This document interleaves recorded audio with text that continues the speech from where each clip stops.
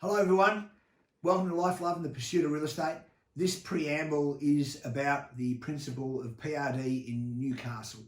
For you property investors that are looking to buy in a larger development, you must watch this video from Mark Kentwell.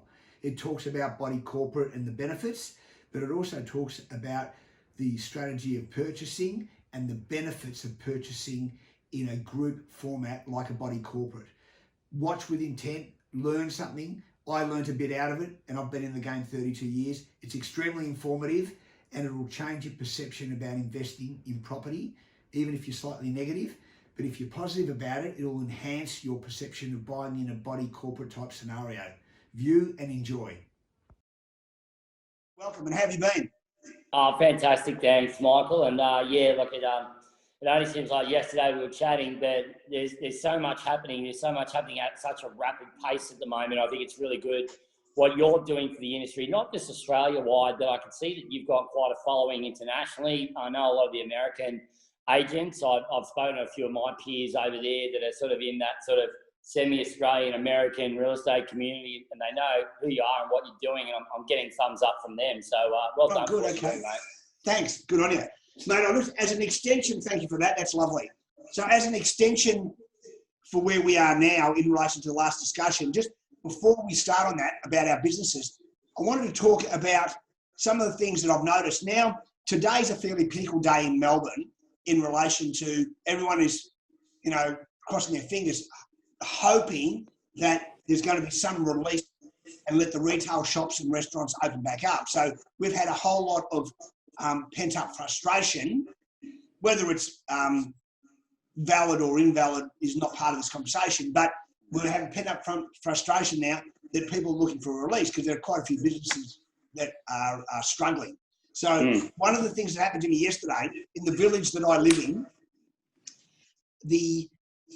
the morning, there were a whole lot of people putting guardrails out on car parks, putting out seats and chairs and all that in the anticipation and hope that the government were going to release and allow restaurants to trade.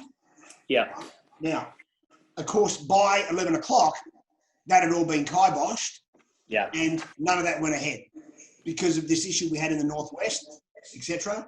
And there was also some communication problems once again with our state government that probably exacerbated that problem a little bit. So there's obviously the head and things not working all that well there.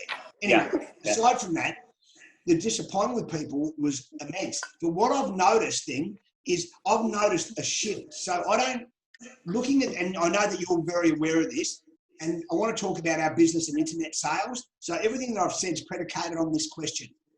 How do you see people returning back to normal in real estate compared to other industries when we get a vaccine? Yeah, so I think, I'm answering this in real time rather than pre-prepared, just so that the viewers know that.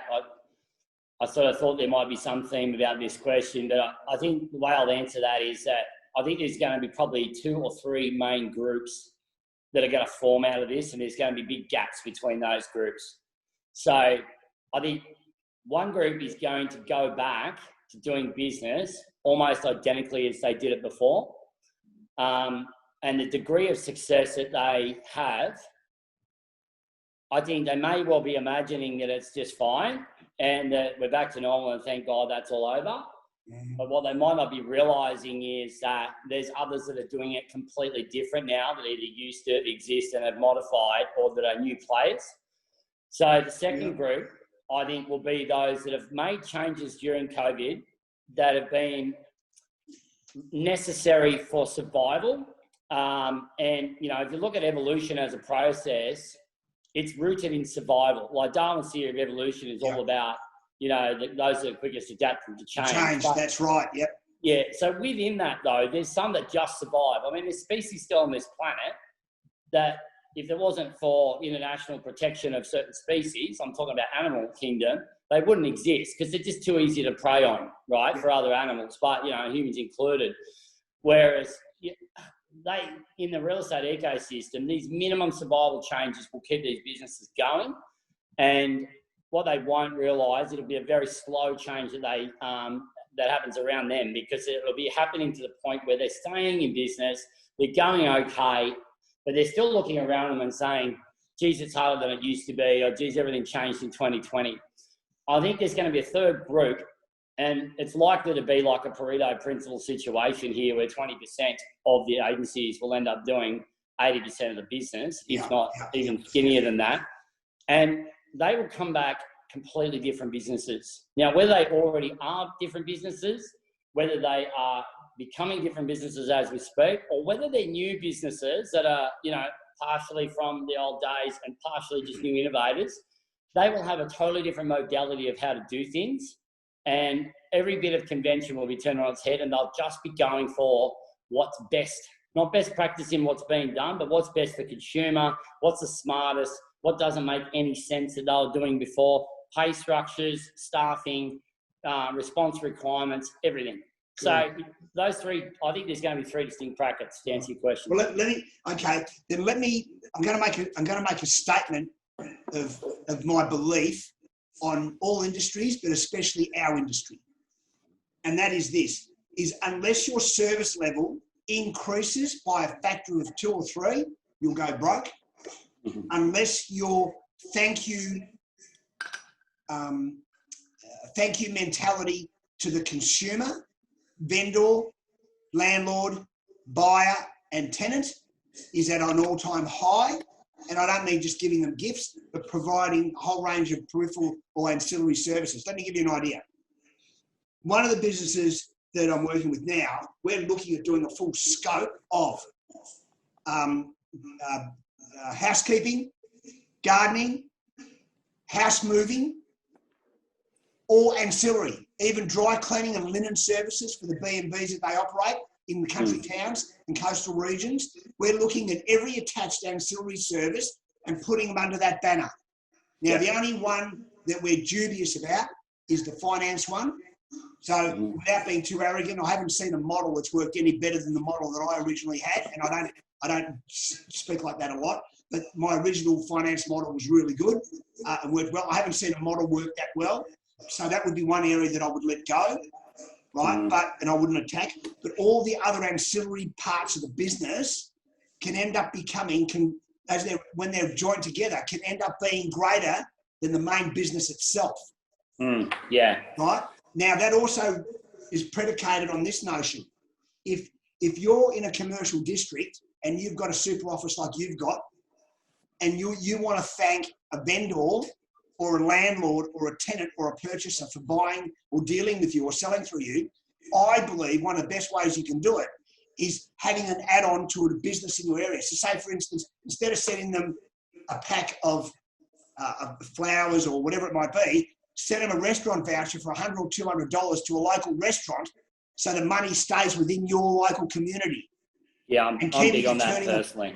And keeping that turning around. So I think if COVID's taught me anything, it's shown to me that if we feed the commercial sector that we're living in, that our business will prosper as well, purely out of reciprocal loyalty.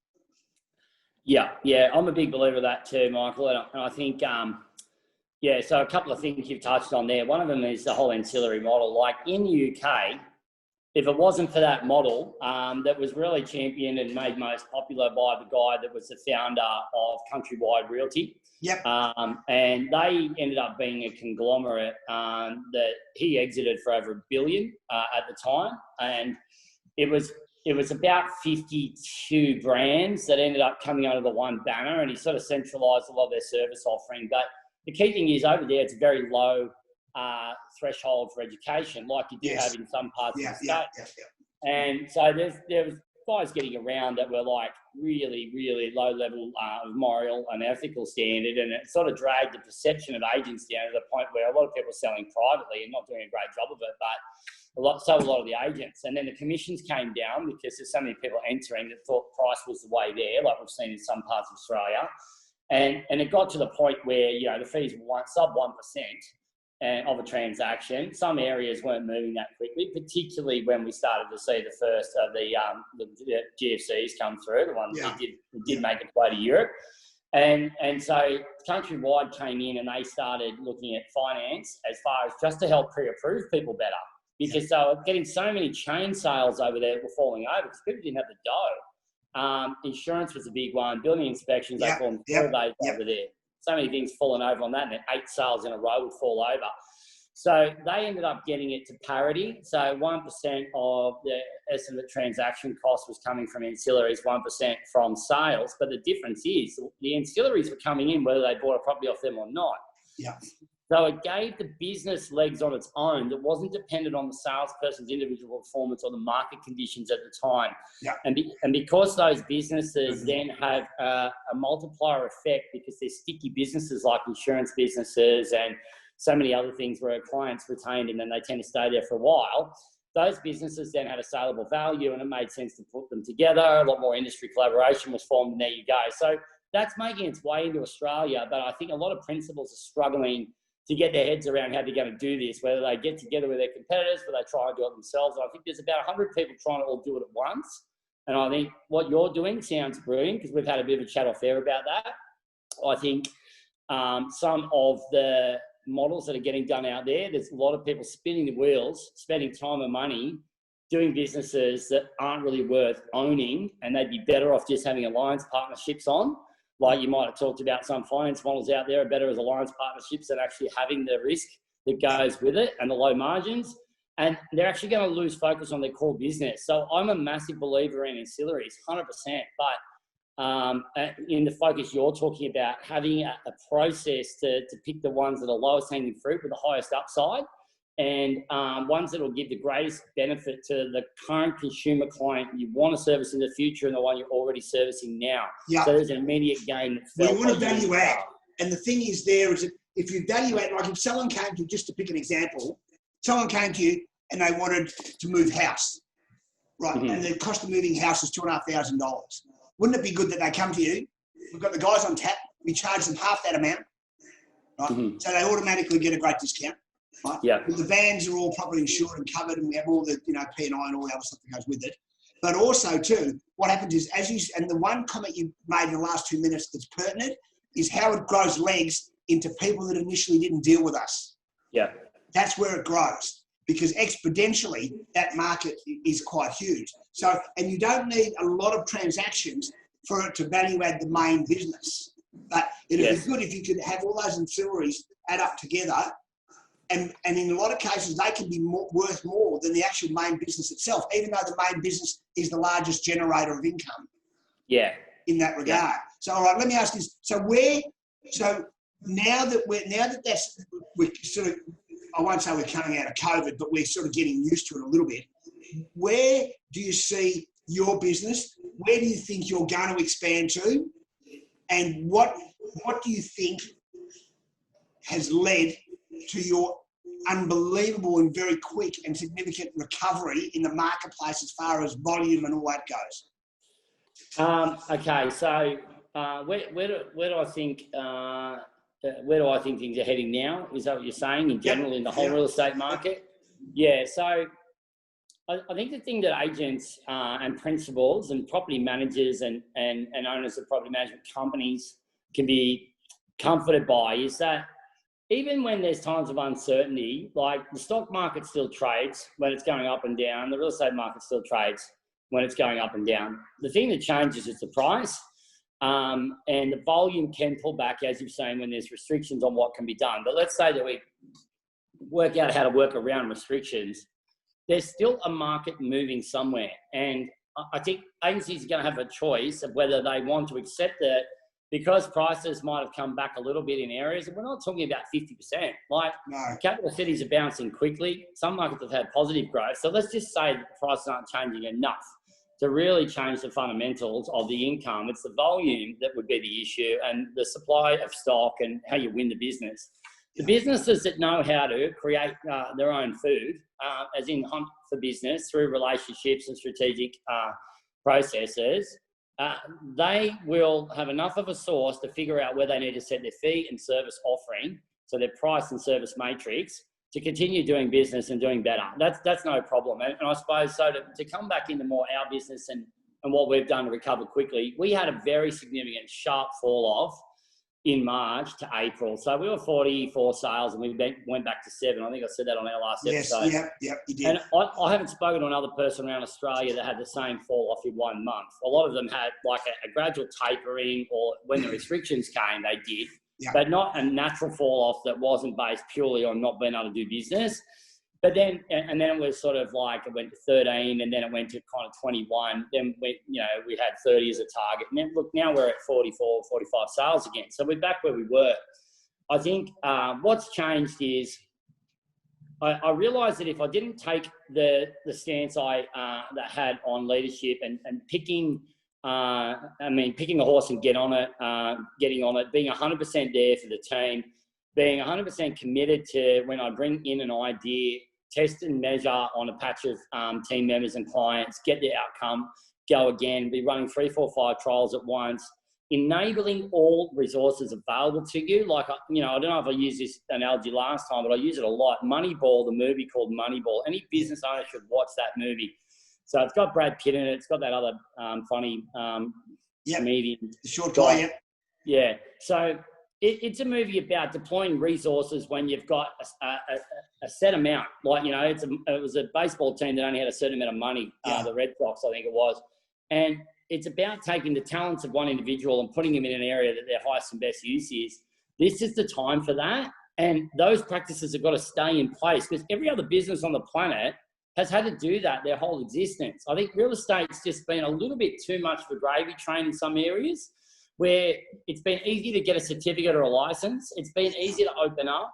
It's been easy to, have a few sales, a bit of social media, a bit of smoke and mirrors, and certain businesses have all of a sudden successful. But when you peel the bonnet up, there wasn't that much difference under the hood. People are saying, I've got buyers for your house. They've got like 5 buyers. They should have 500 buyers, like if they're a real estate agency. They're saying they've got a database and it's got 1,500 people on it. It should have 15,000 people on it. They should be clean records. So a lot of that stuff needs to be sorted out. And if it's not already, businesses need to treat it with a sense of urgency, like it's their last week in real estate. Yeah, great. Let me ask you this. While you're on that, what do you think franchising to boutique businesses, and what do you think about franchises compared to licensing a name? Yeah. Look, I think they're really relevant topics at the moment, because it's being tossed up. I mean, like, independent versus franchise. It was about 5 years ago that it tipped towards independent. Like, it went from sort of around 50% of each to about 60-40. And look, I'm not surprised why, because it's very hard once you've got a regime in place with a model that's made. Like, franchises don't make that much money. You'd know this, right? Yeah. They don't make that much unless they're either wildly scaled, or they've got low amount of offices with very high turnover, or they're very high touch and they're giving that much to their people that I suppose it creates a real dependency on it. But there's not many that have gone from sort of 100 offices and up and made a lot of money, because they all become very similar. Now, that doesn't mean that franchises aren't good, but it's a horses for courses race. And unfortunately, they rely on business development managers, which quite a lot of the time, they're people that have bounced around a few different brands, and they're sort of, they're flying the flag for this whole organisation. I know. What a worry. Yeah, it's a worry. Like, and the guts of the organisation and why you would go with them is actually in the principles.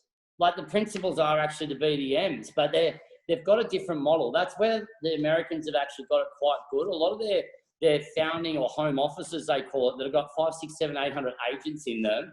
They're the ones that recruit the next officers, and they give partnerships to those agents, those principals. Well, do you know what, on that score, Mark? Sorry to butt in. On that score, I worked with a group recently, and I was really pushing the fact that you don't need BDMs, right? That there should be a growth plan at corporate level, right? And if we can entice our franchisees or our licensees to sell our brand, that means that we have to impress the shit out of them. We have to offer a service level to the ones that are paying our fees to corporate. We have to offer much better than our opposition. So, and I was working on this, and I'll give you a very brief synopsis on my principle. My principle related to this: spend all your training money on your principals. Get them to be business entrepreneurs in their own area. And then, as by scale, they can depart the information on. But I believe that blanket approach to everybody doesn't necessarily work. You're talking about highest and best use that you normally talk about a lot, right? That's where I reckon that should be. And then if you can get, I can remember from 2 previous businesses that I had, the people that grew them were the people that were paying me a fee. Yeah. Because I was offering that good a service that they were exponentially growing me. So, and I think we may have lost our way with that. So in the second part of my last question, that thing about the licensee, some people say, there's groups here in Melbourne, like there are up your way, that just pay a license fee to use the marketing and all that per month, and some pay a franchise fee. I've found that there is really no disparity from one to the other. I'm finding that licensee type brands, especially here in Melbourne, are doing extremely well. And I mean very, very well. Yeah, well, 100%. Well, look, the thing is that a lot of franchises have become marketing groups. Yeah. Where it's sort of like a First National where you can go and open one up the road. This exclusivity of territory is not really a thing. The level of IP you got is a lot of old manuals. Now, that's not to say there's not good franchises. I'm with PRD and we choose to be with PRD.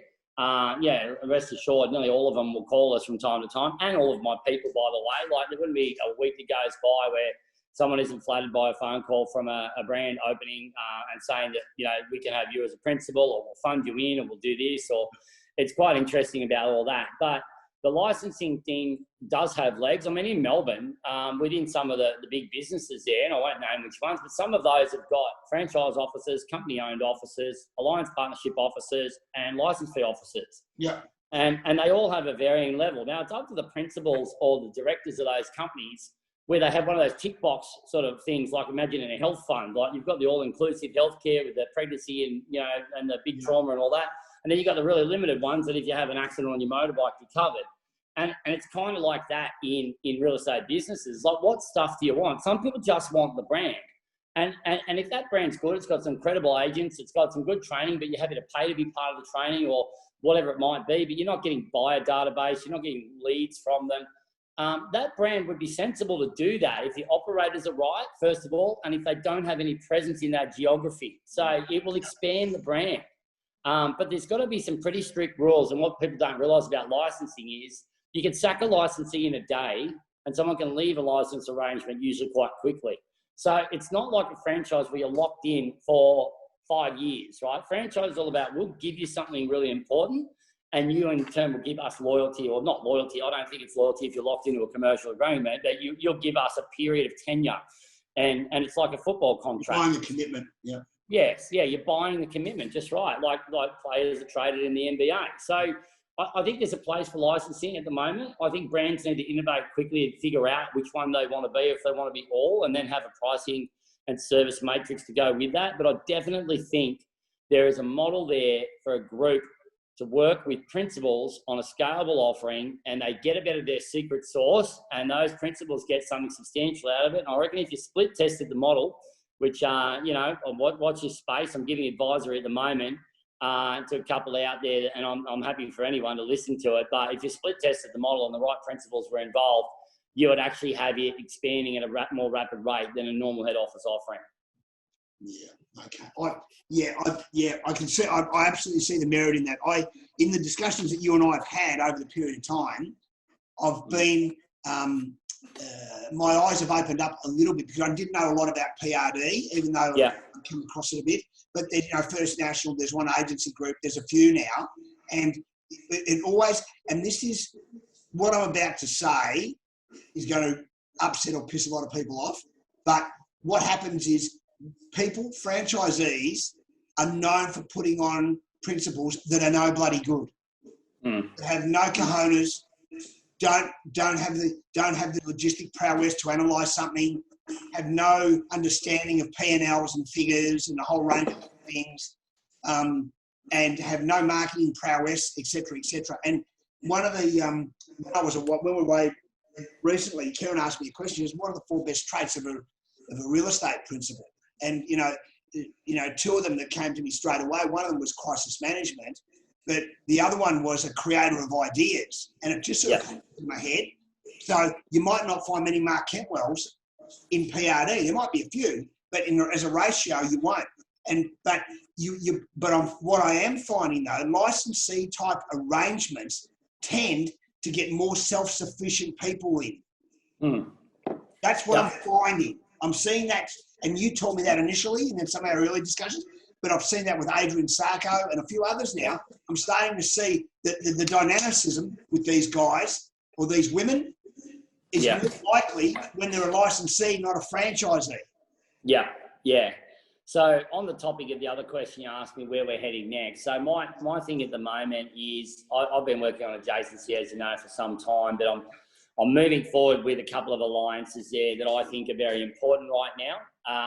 I'm a massive advocate for buyer's agency. I think it's got a bigger place than it does already in Australia. I think we're probably at about, in CBD areas like Melbourne and Sydney, like, you know, prestige suburbs like the east of Sydney, for example, or the inner city of Melbourne, you're probably talking 5% of transactions moving maybe towards 10, if you're lucky, in certain spots. That'd be probably the right number.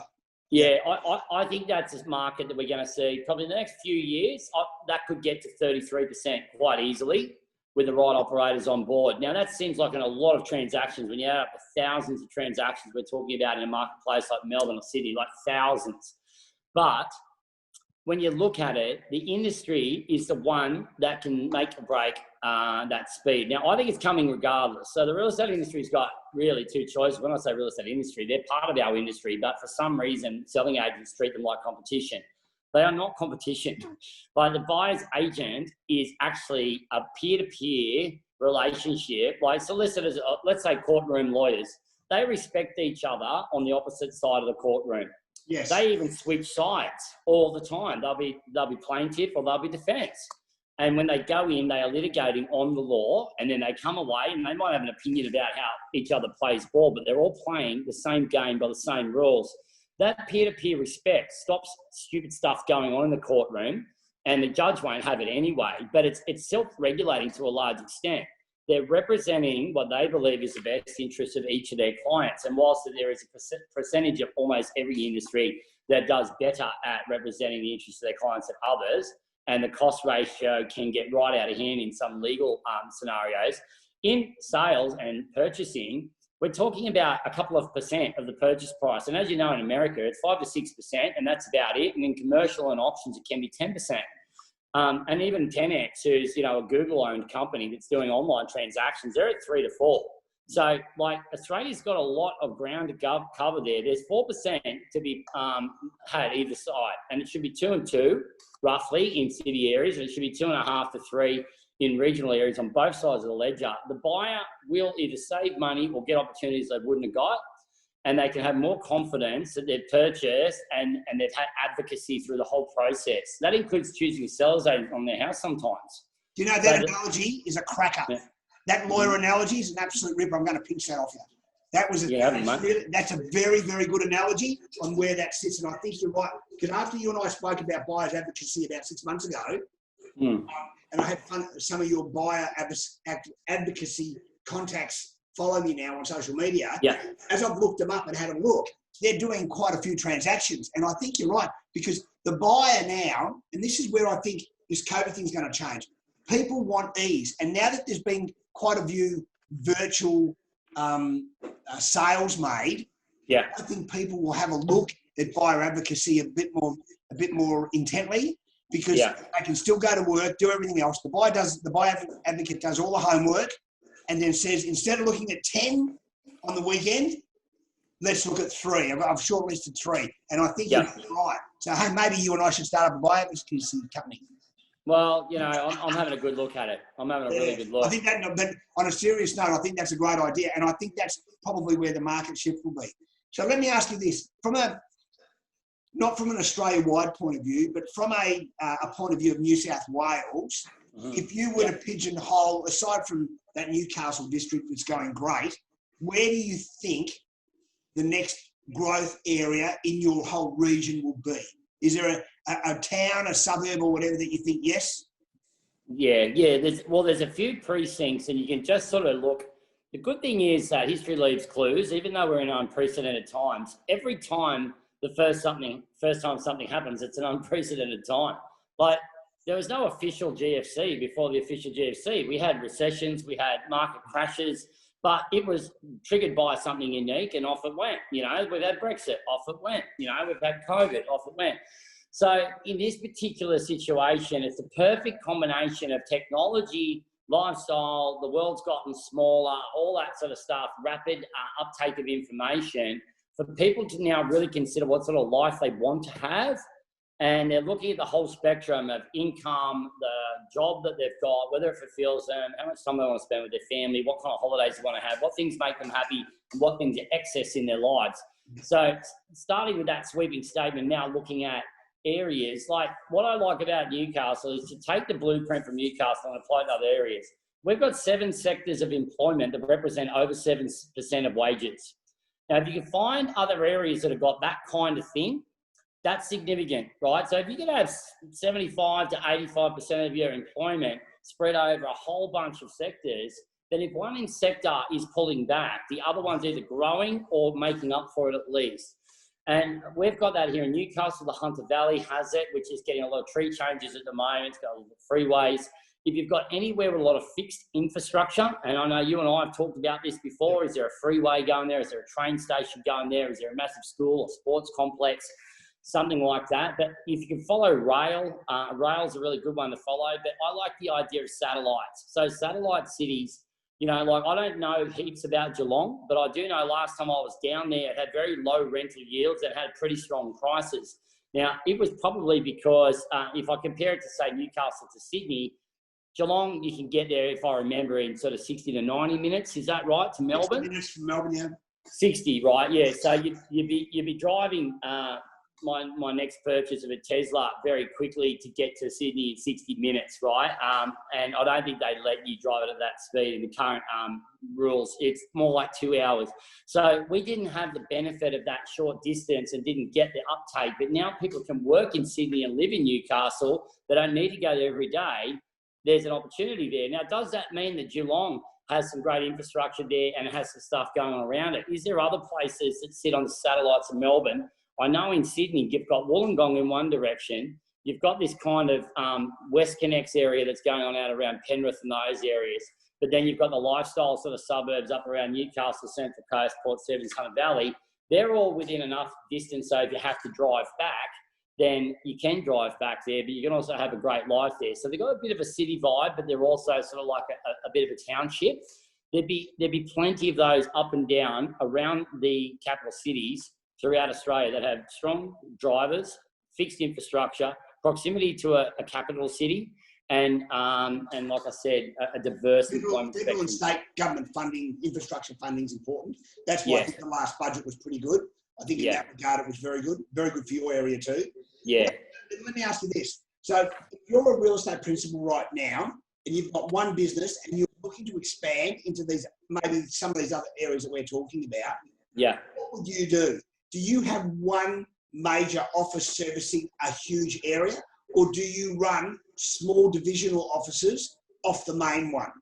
Yeah, I've moved to the second model. I tried for many years, and it doesn't mean that it can't work. I know Dane Atherton up at Harcourts Coastal, he runs what we call a mega office, which was my original model. I sort of said, well, why would we need lots of offices if you can drive to every part of Newcastle in 25 minutes? You can drive to the other side of Lake Macquarie in an hour, and you never need to usually be anywhere inside an hour, like realistically, unless you're using something to do with property management emergencies, and then you got to use contractors anyway. I tried that mega model to start with, and the problem is because of all the personality types in real estate and what I call nesting, which is a little bit like if you've ever seen the show True Blood, it's about vampires, and when they're nesting and they're in the same room, they get really aggressive, and they can get, it's a bit of a joke, this part, that, the vampires get really sexual when they're in the same place at the same time. You see it in a lot of hospitality venues and stuff like that. There's all these relationships and someone's always dating someone else because they're spending all day around each other, and it's just natural. So when you've got 60 people working out of one office, it actually comes with a lot of HR load. Whereas if you've got a hub that's got property management, back of house, you've got offshoring, you've got your marketing team, you've got your leadership team, and then you have antipodes that go out, which are satellite offerings that can look and feel and smell just like a normal office, but they don't have another accounts person. They don't have all the desk-based property management and admin people. They don't really have receptionists. Why would they? You know, like, you don't need to answer the phone on site because it's a phone, right? So I've started going that way now, and I've gone from having a big one in Newcastle, a decent one in Macquarie with less of the back of house but a really big front end, a smaller one in New Lantern, and now I'm getting involved in these two that I've told you about at West Lakes and Central Coast. And Central Coast will become another hub, and I can see 5 or 6 in Central Coast under the right brand with the right partners, and then that'll daisy chain through to Sydney when the timing's right and the people are right. So if I was a principal now, if I wasn't tech enabled and I didn't have scale as part of my DNA, I'd be partnering with someone that does, full stop. I wouldn't try and reinvent the wheel. If you haven't done it by now, you're not a tech person. So find one who is, that you trust and it fits up with your values matrix, and get someone who knows how to talk about mergers and acquisitions, and find an alliance partnership where you get engaged before you get married, do a services agreement when it's starting to work out and everyone's benefiting, then turn it into a partnership. So do it in steps.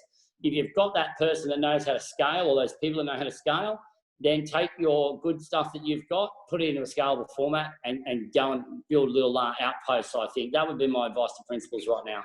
What about this? From a point of view, I relate this to a doctor analogy, and I think the HR thing is a huge point. I really, really agree with that because I've been there myself. But when someone goes and spends 30 or 40 or 50K on a commission with an agent, I believe it's like the doctor. Most people visit doctors that are nearby. Their doctor is in close proximity.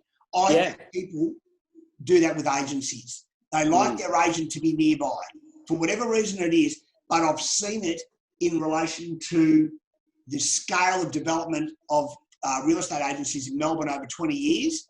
Yeah. People want to see the real estate agent nearby. So aside from your HR deal here, I 100% agree with that, 110% agree with that.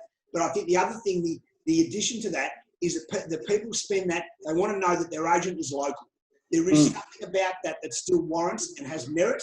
And whether it's up on a second story or whether it's at a level, I don't think people are too fussed now. And I think we've proved that over the years. But on that score, the relationship now with people spending that amount of money on their agent, they want to be able to get you. They want to be able to know that you're nearby. And and unless you've got a 30 or 40 year history of being in the business and a database of 50,000 people, I think you need close local contact. And I think it also serves the community pretty well. You know? Yeah, you can do that interdependency thing we talked about. Like, you don't have to be number one in every market you're in, but it's worthwhile having a business that's in the top 3, 4, 5 across the region. That's happening as a result of being in lots of different markets, doing it really well and collaborating directly with offices. But you can collaborate directly with other businesses. Like you said before, like, I'm a massive fan of getting vouchers at local businesses, giving them lots of props. Like, you know, I do a lot of client stuff where we go to different restaurants together and I'm there with them rather than just having it as a voucher, because you can guide the experience more if you're there. If you can give a little bit of time and actually dining with your clients. And I don't have a lot of spare time, but I create it for the right people, and then I create great clients of those businesses moving forward. And I'm not expecting anything back, but naturally it comes back. Yeah, it's funny because I love collecting wine and stuff like that. I've got that business development forum that you've joined that we're starting up.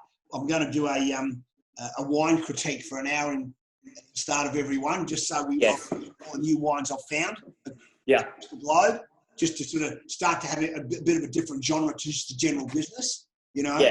And purely because I love it anyway, so people just got to listen to me talk about wine for an hour, you know. So I thought if they're having a few snorts, I probably won't worry so much. All right, well, Mark, that's great. So therefore, I think the points to get out. I love the stuff on licensing and franchising. I think that's right. You sort of confirmed some of my thought process on that. I love the fact that you're looking beyond and into the ancillary stuff. I think that's great. And I think a lot of people can take an absolute shitload away from that. the ancillary services stuff, you and I have always been in agreement with that, and I think that's sort of another tick in the bow. And I think handling this COVID thing is, you know, what you predicate without knowing it is the leadership aspect of your business. So, you know, as I've always said, dictatorships to an extent sort of work, right? And because someone has to drive the bus to a point. You might not drive the bus all the way home, but you've got to get the bus initially fueled and started. So I think you're really, really good at that. So congratulations. We'll make sure that this video will go out sort of through the US. We actually are starting to launch in the UK. We have quite a few subscribers from the UK. So we're going to do a launch on this video in the UK as well. I can only thank you very much for your time as normal. Thank you. Stay in touch. And for all you real estate agents that are watching this, get on this guy's website and have a look at how good the website is, and have a look at the turnover volume, and have a look at their marketing strategy. So it's PRD in Newcastle. Mate, God bless. Stay great, MK. Yeah, thanks, mate. Appreciate being on the show. Good on you.